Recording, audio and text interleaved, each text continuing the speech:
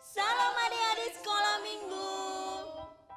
Apa kabar kalian semua? Kami berharap adik-adik semua sehat dan tetap dalam lindungan Tuhan. Nah, adik-adik, karena kita belum bisa beribadah bersama-sama, doa bersama-sama, tapi kita tetap beribadah secara online. Jadi adik-adik untuk mengikuti ibadah online, jangan lupa adik-adik mandi dan berpakaian dengan rapi.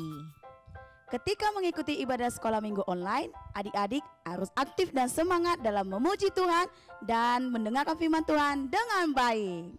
Selanjutnya untuk para orang tua, jangan lupa untuk tetap terus ikut beribadah dan juga memberikan teladan dalam beribadah, serta menanyakan hal-hal apa yang anak-anak dapatkan dari cerita firman Tuhan.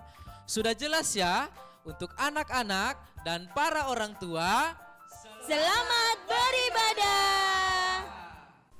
Shalom adik-adik dan para orang tua, jangan lupa setiap minggunya untuk membuat absen dengan cara mengirimkan foto anak sebelum beribadah dengan berpakaian rapi dan mengirimkan video ayat hafalan paling lambat hari Rabu. Untuk pengambilan foto dan video diambil secara landscape dan bukan potret. Untuk video dan fotonya dikirim ke grup WA atau ke nomor ini. Terima kasih, selamat beribadah.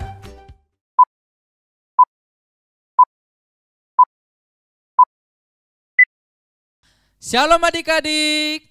Nah, menggali perigi kita berenam di tepi hutan berpagar bambu. Selamat pagi teman-teman, kiranya Tuhan memberkatimu. Amin. Bagaimana kabarnya hari ini? Kiranya tetap semangat, tetap bersuka cita di dalam Tuhan. Nah adik-adik duduk yang rapi, kita mau sungguh-sungguh berdoa, menaikkan pujian dan mendengarkan firman Tuhan. Oke? Nah mari kita mau memuji Tuhan. Adik-adik boleh dengan sungguh-sungguh nyanyikan pujian ini.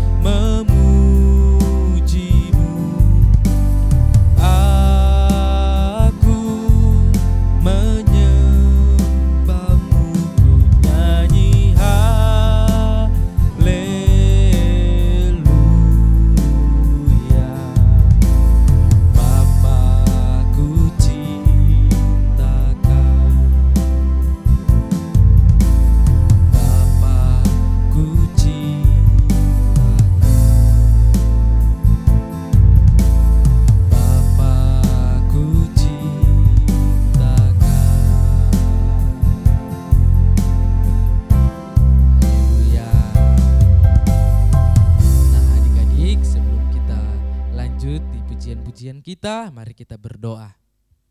Tuhan Yesus yang baik, kami mengucap syukur Engkau memberkati kami dengan kesehatan dan kekuatan. Dan kami percaya jikalau kami masih ada sampai hari ini, itu semua karena anugerah dan pertolongan Tuhan. Tiba saatnya kami mau lebih lagi menaikkan pujian kami, menyenangkan hati Tuhan. Kiranya Engkau bertahta bagi kami semua. Di dalam nama Tuhan Yesus, haleluya, amin. Nah adik-adik, permen coklat rasanya durian, harganya murah, manis rasanya. Hari Sabat ingatlah Tuhan, ayo ibadah dalam bait-Nya. Tepuk tangan buat Tuhan Yesus, semuanya bangkit berdiri. Oke, yang bisa berdiri semuanya bangkit berdiri, kita mau bersemangat memuji Tuhan. Namun sebelum itu, ayo kita yel-yel dulu ya. Masih ingat kan yel-yelnya? Nah, ayo kita semangat untuk yel-yel. 1, 2, 3. The OC Kids menjadi murid Kristus. The OC Kids go beyond. Nah, mari kita memuji Tuhan. Haleluya. Tepuk tangan semua ya, sama-sama. Tanganku kerja buat Tuhan, mulutku memuji namanya, kakiku berjalan cari jiwa, upahku besar di surga. Tanganku kerja buat Tuhan, mulutku memuji namanya, kakiku berjalan cari jiwa, upahku besar di surga. Tepuk tangan semua, lebih semangat ya memuji Tuhan dengan gerakannya. Tanganku kerja buat Tuhan, mulutku memuji namanya, kakiku berjalan cari jiwa, upahku besar di surga. Haleluya.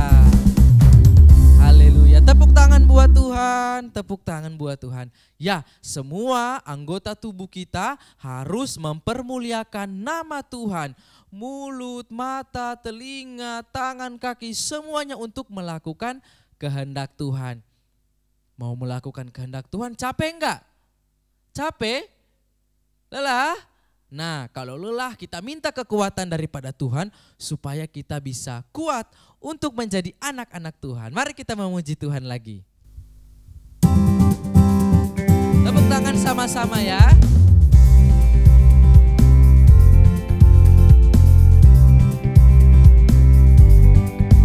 Jangan lelah bekerja di ladangnya Tuhan. Roh Kudus yang beri kekuatan, yang mengajar dan menopang.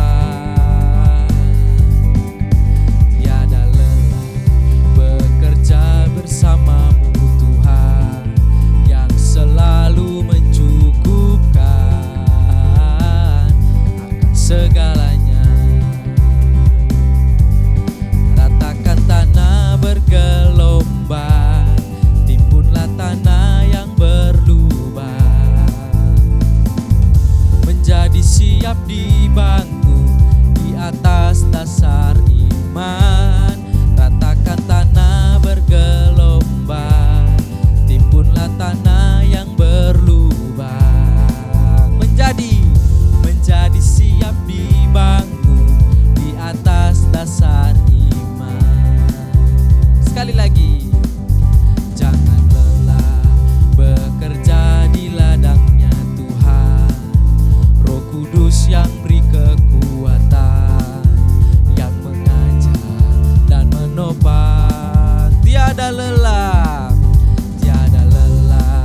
bekerja bersamamu Tuhan yang selalu mencukupkan akan segalanya. Sama-sama ratakan tanah bergelombang, timbunlah tanah yang berlubang, menjadi siap dibangun di atas dasar iman.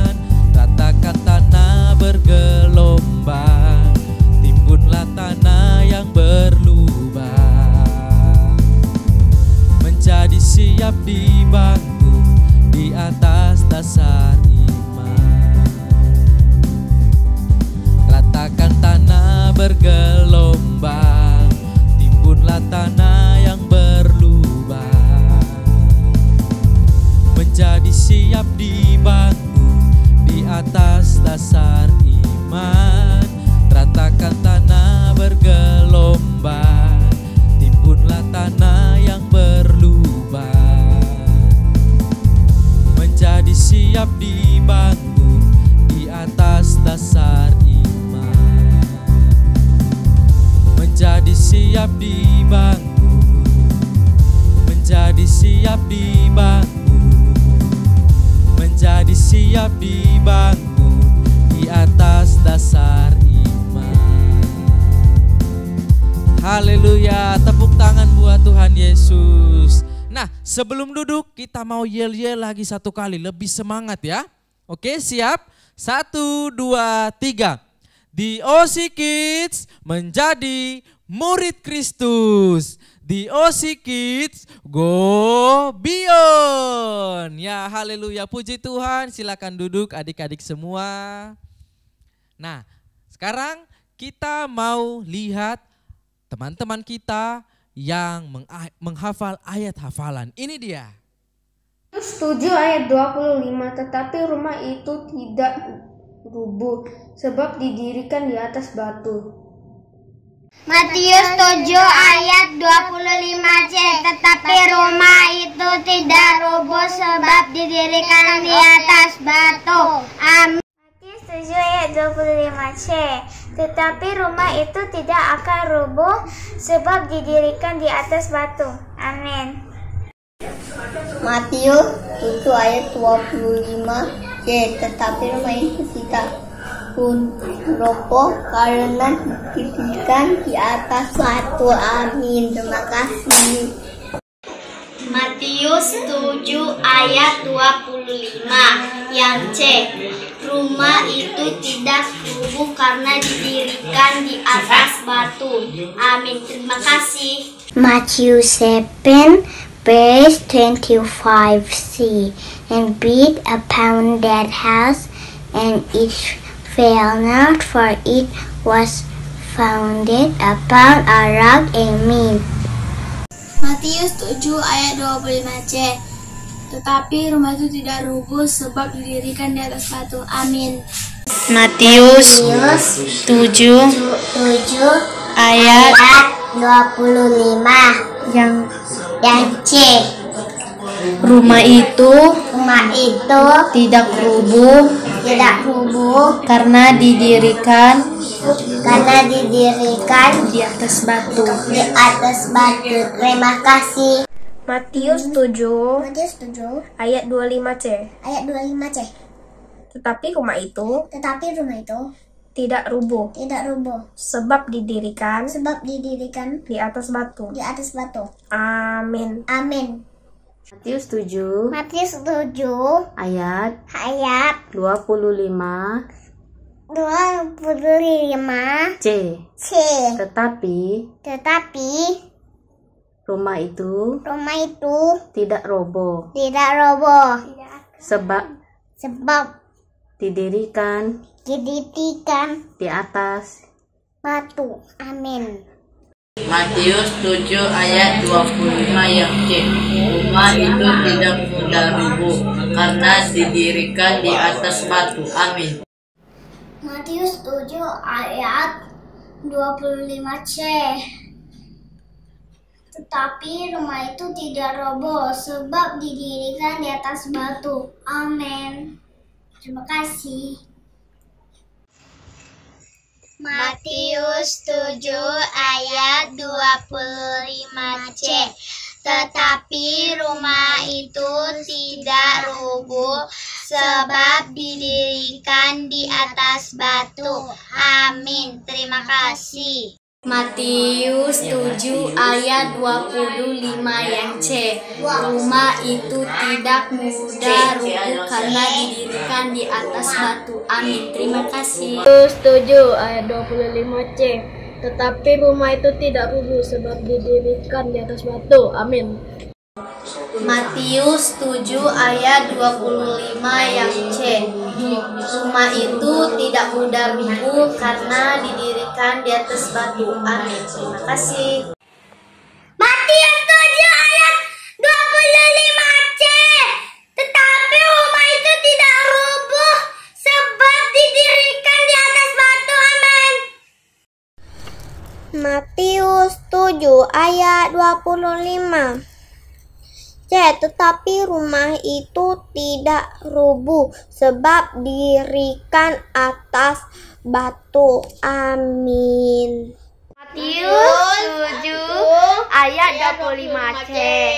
Tetapi rumah itu tidak rubuh sebab didirikan di atas batu. Amin. Nah, terima kasih adik-adik semua yang sudah rajin semangat menghafal ayat hafalan. Ingat, apa yang kita kerjakan untuk Tuhan itu tidak sia-sia, tetapi kita akan menerima upah dari Tuhan. Nah, adik-adik, kita mau siap-siap untuk mendengarkan firman Tuhan. Sebelum itu, kita nyanyi satu pujian ya. Duduk yang rapi, kita mau mendengarkan firman Tuhan. Ulang, mengganggu. Nah, adik-adik, kita sudah mendengarkan ayat hafalan yang dihafalkan oleh adik-adik semua dan teman-temannya. Ingat, apa yang kita sudah lakukan, teman-teman sudah rajin menghafal, semangat menghafal tiap minggu, itu tidak sia-sia loh, karena kita kerjakan untuk Tuhan. Dan ingat, ada upah besar menanti kita. Haleluya. Nah, adik-adik, sekarang kita mau mendengarkan firman Tuhan. Duduk yang rapi, mungkin yang mau pakai buku, siapkan bukunya, konsentrasi, kita mau dengarkan firman Tuhan. Namun sebelum itu, kita mau nyanyikan satu pujian.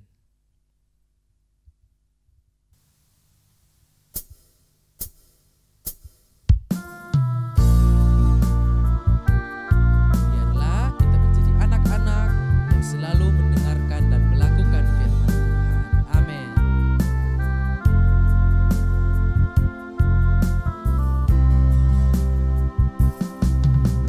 Firman Tuhan ku dengar, ku tanam di hatiku, ku ingin bertumbuh subur dan berbuah lebat. Yesus tolong padaku. Firman Tuhan ku dengar, ku tanam di hatiku, ku ingin bertumbuh subur dan berbuah lebat. Yesus tolong padaku. Firman Tuhan ku dengar, ku tanam di hatiku, ku ingin bertumbuh subur dan berbuah lebat. Yesus tolong padaku. Selamat pagi adik-adik, kita ketemu lagi di Sekolah Minggu Online.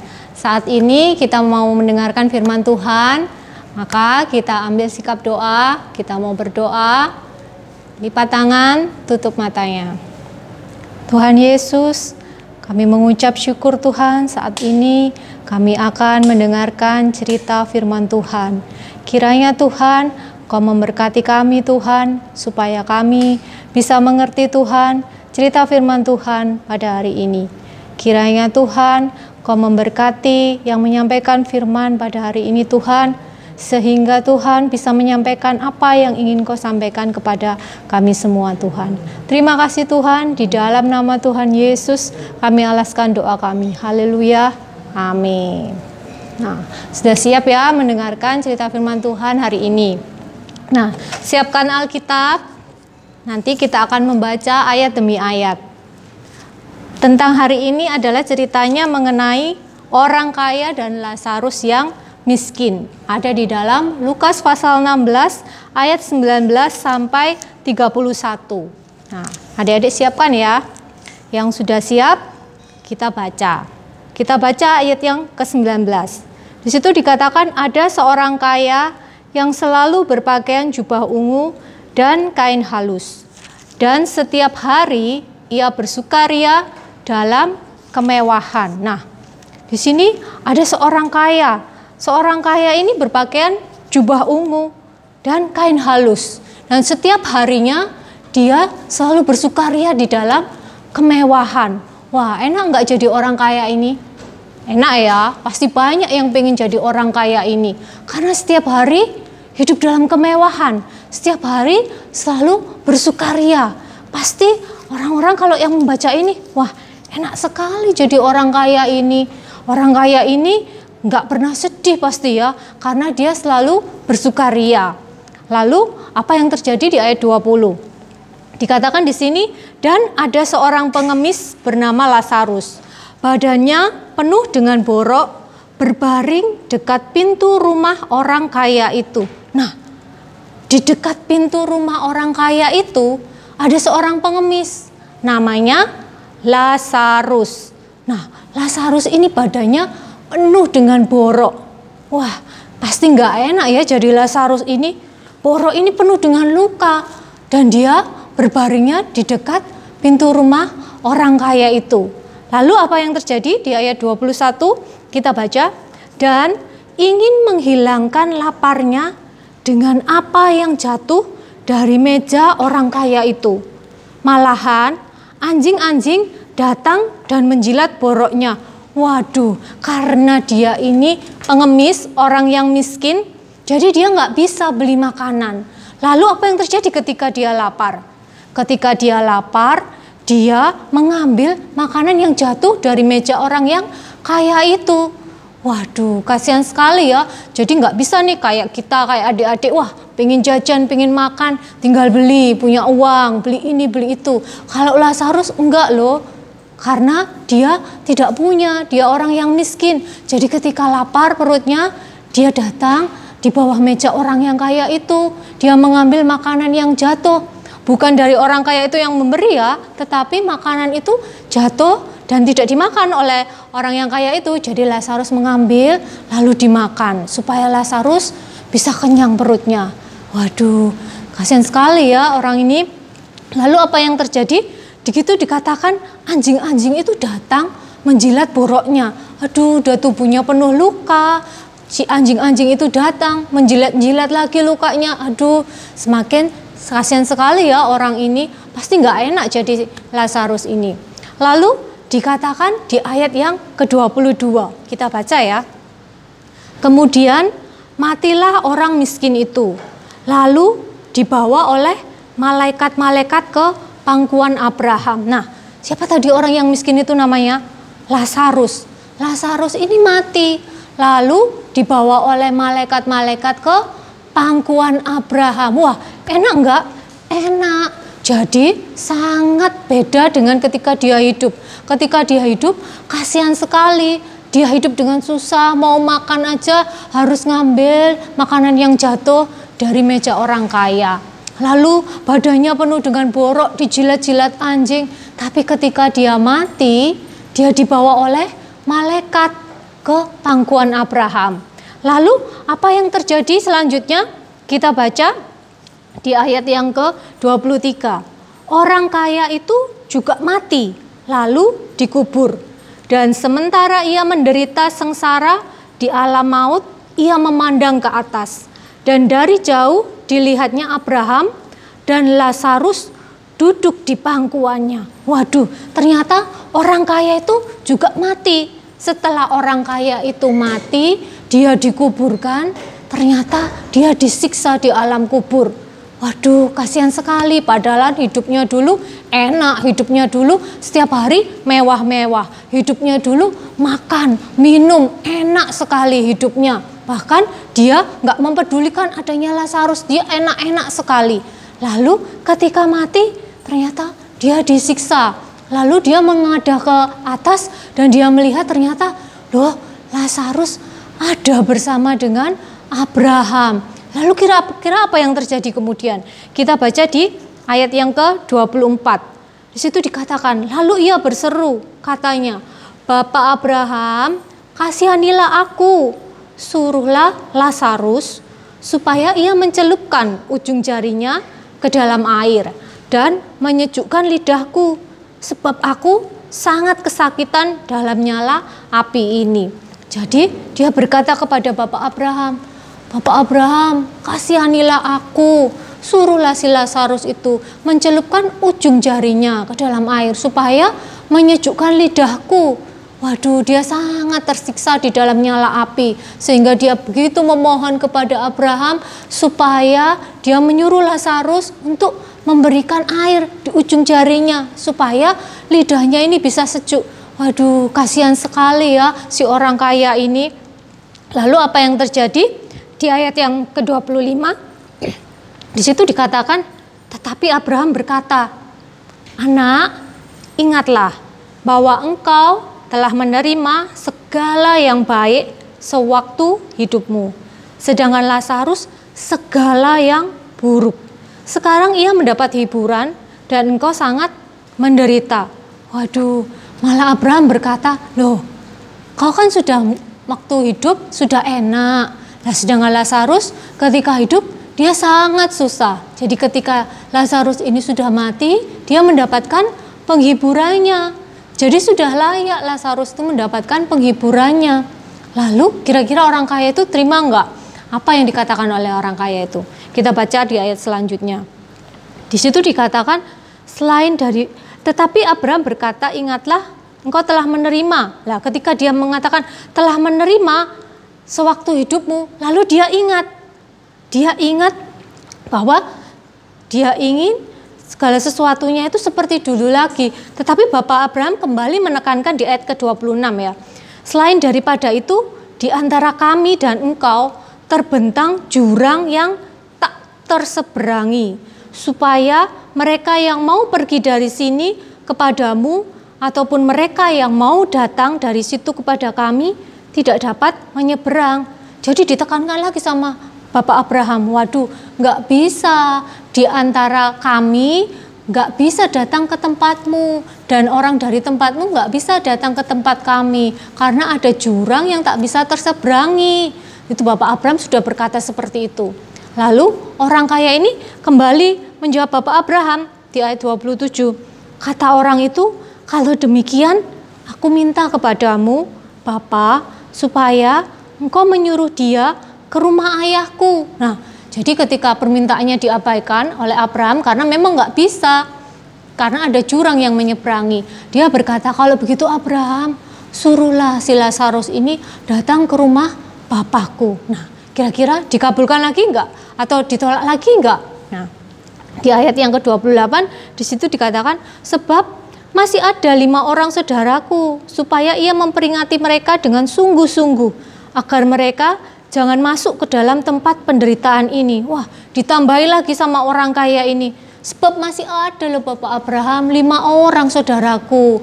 Kalau mereka nggak diberitahu, nggak diperingati, mereka bisa masuk ke tempat penderitaan ini. Dia begitu memohon kepada Bapak Abraham, supaya Bapak Abraham menyuruh kepada Lazarus untuk datang untuk memperingati saudara-saudaranya itu. Lalu di ayat 29 Bapak Abraham menjawab, tetapi kata Abraham, ada pada mereka kesaksian Musa dan para nabi. Baiklah mereka mendengarkan kesaksian itu. Jadi Bapak Abraham mengatakan, loh, itu sudah ada kesaksian Musa, juga sudah ada kesaksian para nabi. Baiknya saudara-saudaramu itu mendengarkan itu. Tetapi orang kaya itu menjawab lagi di ayat 30. Jawab orang itu, tidak Bapak Abraham, tetapi jika ada seorang yang datang dari antara orang mati kepada mereka, mereka akan bertobat. Wah, orang kaya ini benar-benar memohon. tolonglah Bapak Abraham, kalau ada orang yang datang, orang yang sudah mati datang kepada mereka, mereka pasti bertobat, mereka akan bertobat sungguh-sungguh dan akan mendengarkan. Tolonglah Bapak Abraham. Lalu di ayat yang terakhir, ayat 31, Bapak Abraham menjawab kembali. Kata Abraham kepadanya, jika mereka tidak mendengarkan kesaksian Musa dan para nabi, mereka tidak juga akan mau diyakinkan, sekalipun oleh seorang yang bangkit dari antara orang mati. Wah, Bapak Abraham berkata, wah, kalau dia aja nggak mendengarkan kesaksian Musa, nggak mendengarkan kesaksian para nabi, dia nggak akan bisa diyakinkan. Apalagi sama orang yang bangkit dari antara orang mati. Nah, itu cerita dari Lukas 16 ayat 19 sampai 31. Cerita ini menyatakan ada dua orang, yaitu orang kaya dan orang miskin. Orang kaya ini ketika hidup, dia suka hidup bermewah-mewah, tidak mempedulikan sekitarnya. Dan orang miskin, dia hidup dengan mencari makan aja dari makanan yang jatuh dari mejanya orang kaya. Nah, dari cerita ini ada 4 hal yang bisa kita ambil, yang bisa kita mengerti dari cerita ini, supaya adik-adik bisa mengerti apa sih sebenarnya maksud dari cerita ini, apa sih yang bisa adik-adik tangkap, apa yang bisa adik-adik pelajari ya. Yang pertama adalah selalu peduli kepada orang lain. Kita tahu ada orang yang bisa makan, ada orang yang nggak bisa makan di sekitar kita karena dia tidak mampu, orang yang membutuhkan. Nah, kita harus belajar peduli. Hal yang pertama yang harus kita pelajari, kita harus belajar peduli dengan orang-orang di sekitar kita. Istimewa dengan orang-orang yang tidak mampu, orang-orang yang membutuhkan, kita harus belajar peduli. Jangan cuek aja seperti orang yang kaya itu nggak peduli, padahal Lazarus itu berbaring di dekat pintu rumah orang kaya itu.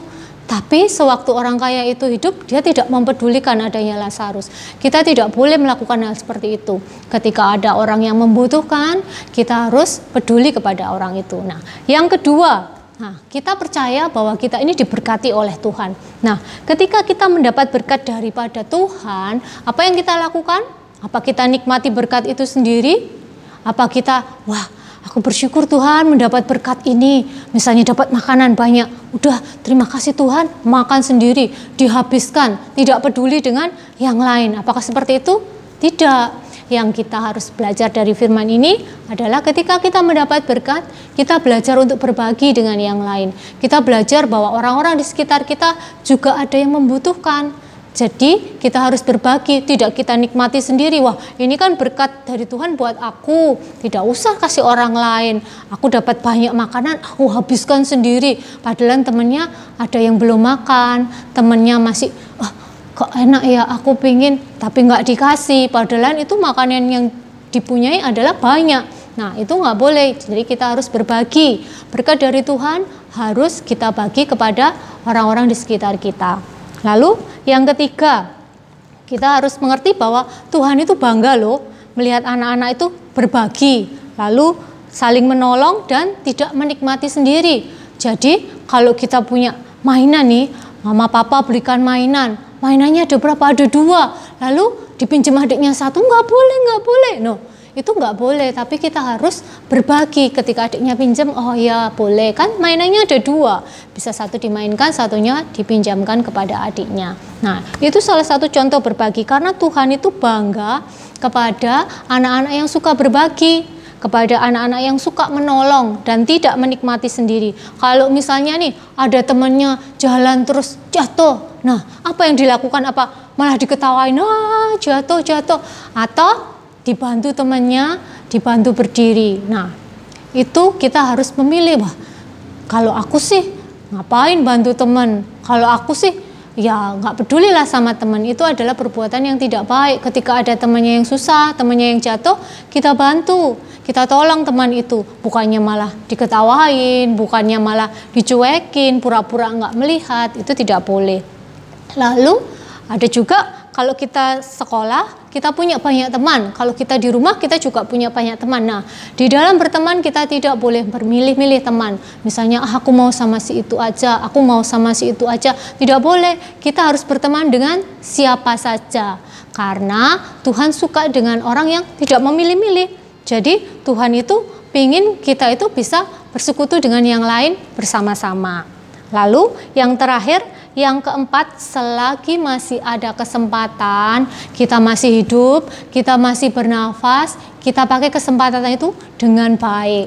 Jadi kesempatan yang Tuhan berikan ini, waktu yang Tuhan berikan ini, kita pakai dengan sebaik-baiknya. Jangan bilang, nanti aja. Jangan, harus sekarang. Ketika kita mendapat berkat sekarang, jangan nanti aja baginya, nanti aja. Ada teman yang jatuh, nggak mau, tolong biar aja, biar yang lain. Nggak boleh, kita pakai kesempatan itu sungguh-sungguh. Dan kalau kalian memakai kesempatan itu dengan sungguh-sungguh, Tuhan pasti senang. Tuhan pasti berbahagia dengan anak-anak yang sungguh-sungguh mau melakukan apa yang Tuhan inginkan, yaitu ketika diberi kesempatan untuk bergabung dengan teman-teman yang lain, dia mau peduli, dia mau memperhatikan, itu anak-anak yang baik. Nah, ketika pandemi ini, contohnya banyak loh orang-orang baik, orang-orang yang mau membantu sesamanya. Contohnya apa? Banyak orang-orang yang membagi sembako, orang-orang yang peduli dengan sesama. Ketika orang lain ada yang membutuhkan, mereka bagi-bagi sembako. Karena mereka berpikir, orang itu membutuhkan, kita bagi sembako. Nah, itu contoh orang-orang yang baik. Nah, adik-adik juga mau kan menjadi orang-orang yang baik, orang-orang yang mau berbagi, orang-orang yang peduli dengan sesama, karena Tuhan bangga kepada anak-anak yang mau peduli, mau menolong, dan tidak menikmati berkat itu sendiri. Tapi berkat itu dibagikan kepada yang lain. Nah, sekian cerita firman Tuhan hari ini. Kiranya adik-adik bisa mengerti, bisa paham bahwa cerita hari ini itu sungguh-sungguh bisa kita lakukan. Bukan hanya sekedar cerita yang didengarkan, lalu kita lupakan, tapi harus dilakukan. Nah, sekarang kita lihat ayat hafalan ya. Ayat hafalan ini kita akan katakan di dalam Ibrani 3 ayat 15. Tetapi sebelumnya Kak Maria mau mengucapkan bahwa terima kasih kepada yang sudah menghafal ayat hafalan. Kiranya ayat-ayat yang sudah dihafal itu kalian bisa mengerti. Dan suatu saat ketika kalian mengalami masalah, kalian bisa ingat dengan ayat-ayat hafalan itu. Sehingga kalian mempunyai iman, kalian yakin bahwa masalah kalian akan ditolong oleh Tuhan. Nah, ayat hafalan hari ini adalah Ibrani 3 ayat 15. Ayat hafalannya adalah, jika kamu mendengar suaranya, janganlah keraskan hatimu seperti dalam kegeraman. Oke, kita ulangi lagi ya. Jika kamu mendengar suaranya, janganlah keraskan hatimu seperti dalam kegeraman. Nah, oke, adik-adik hafalkan itu Ibrani pasal 3 ayat 15. Jangan lupa nanti kalian bisa videokan, nanti dibantu oleh orang tua atau kakaknya atau tantenya atau omnya, nanti bisa dikirim seperti yang tadi sudah diumumkan. Oke, sekian cerita firman Tuhan, kiranya bisa menjadi berkat buat adik-adik. Sekali lagi kalian harus mengerti, kalian harus paham, kalian juga harus menghafalkan ayat hafalan supaya Tuhan memberkati kehidupan kalian menjadi lebih baik. Nah, sekarang kita tutup di dalam doa. Mari kita berdoa. Tuhan Yesus, kami mengucap syukur Tuhan, kami sudah mendengarkan firman-Mu Tuhan mengenai orang kaya dan Lazarus Tuhan. Kami mau belajar berbagi Tuhan, kami mau belajar peduli dengan orang di sekitar kami Tuhan, dan membagikan berkat yang sudah Engkau berikan kepada kami Tuhan. Jadikan kami Tuhan, anak-anak-Mu yang mengerti akan firman-Mu dan melakukan firman-Mu Tuhan. Kiranya firman ini bisa tertanam dalam hati kami ya Tuhan, dan kami bisa melakukannya Tuhan. Tuhan berkati juga orang tua kami Tuhan, supaya orang tua kami Tuhan dapat menjagai dan melindungi kami Tuhan, anak-anak-Mu Tuhan. Dan kami Tuhan mengucap syukur Tuhan atas segala penyertaan-Mu Tuhan. Di tengah pandemi corona ini Tuhan, Kau masih menjagai kami Tuhan, melindungi kami Tuhan. Kami percaya Tuhan, Kau Allah yang luar biasa, Kau yang sanggup menjagai setiap umat-Mu Tuhan, termasuk kami anak-anak-Mu Tuhan. Terima kasih Tuhan, di dalam nama Tuhan Yesus kami alaskan doa kami ini. Haleluya, amin.